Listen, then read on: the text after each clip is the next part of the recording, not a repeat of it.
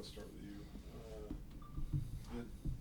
The situation with the fouls, did that cause y'all to play differently on offense when you're up 11 with about 6 minutes to play, or what kind of happened there? Because you were in a really good flow there offensively, then it kind of fell apart there down the stretch. Yeah, I mean, just credit to them.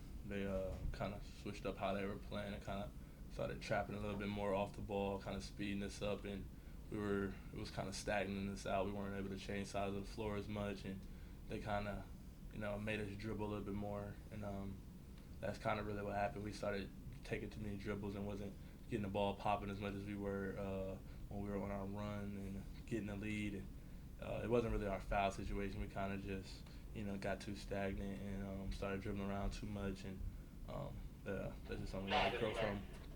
When yeah. Jalen, majority of the day you guys played pretty well defensively, but there at the end they started down. How many consecutive possessions they had where they kind of got baskets? Did they do something different on offense or? Yeah, they got offensive rebounds, something they're really good at. Coach Jones does a really good job getting those guys to crash. We knew that was going to be a big part of the game plan, and for whatever reason, we as a collective lost focus in there late. They got 2. We fouled both times. They're in the bonus. That's 4 points. That was really the biggest that, and then fouls late.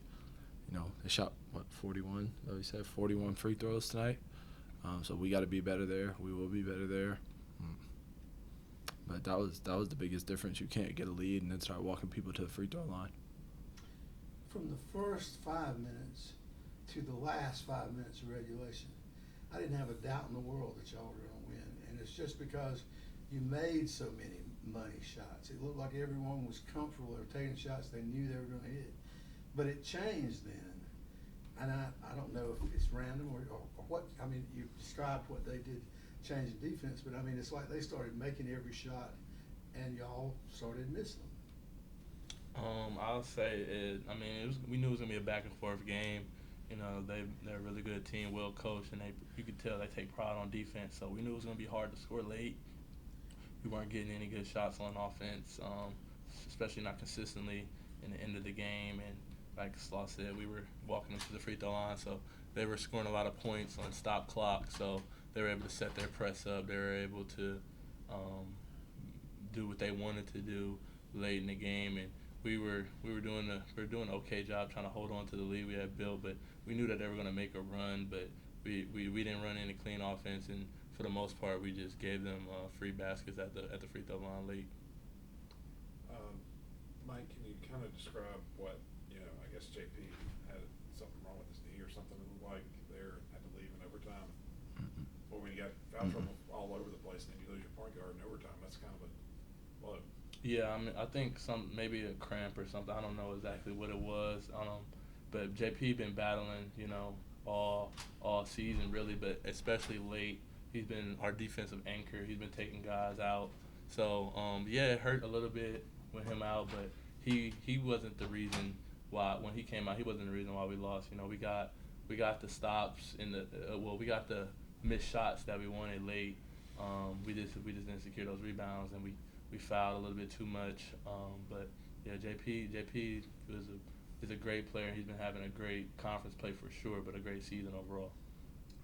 Jalen, you guys, one of the rare times I think this season that you had 9 assists to 13 turnovers, which is partly, I guess, due to their defense, but also how the game slowed down because of foul. Does that inevitably kind of slow down the offense and make it more stagnant? For sure. Anytime you see us with less than 16 assists, that's how you know that the ball's not popping. Probably standing around too much, playing iso ball.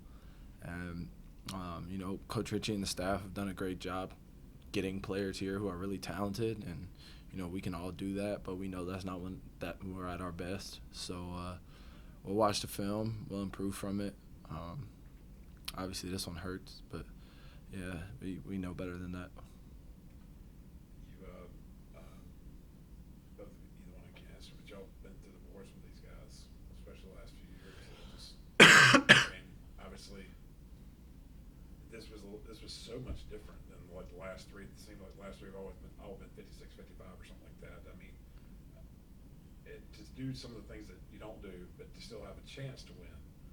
Is there? I know it stinks right now, but is there anything you take away from this when especially moving forward, and especially when you go back to Greensboro for the rematch? Yeah, I mean, without watching the film, you obviously would say if we just rebound a little bit better down the stretch and don't foul as much, we probably win the game on that alone, or just not fouling, getting them to the line early, and we got in foul trouble. So a lot of our better players didn't get to play as much as we had to play in some lineups that we necessarily don't always practice in. Guys kind of out of position, but I mean everyone battled their tail off. So Coach Ritchie always says games where we play very hard, he can take those losses, but this not the one we're gonna want back. But it's definitely something we can learn from. Especially a team that we always usually struggle with to score on and get stops. I feel like in that moment in the second half when we were on our run, we pushed the lead up. That if we take that and do that for 40 minutes against anybody, that's going to be the key to our success. Getting stops, not playing defense without fouling, and running a clean offense. Well, there's no false sense of security now because you have a chance to bounce back and just sort of offset this if you can win a really big road game coming up Wednesday night. For sure. We'll wrap this one up on Monday and get ready for chat on Tuesday.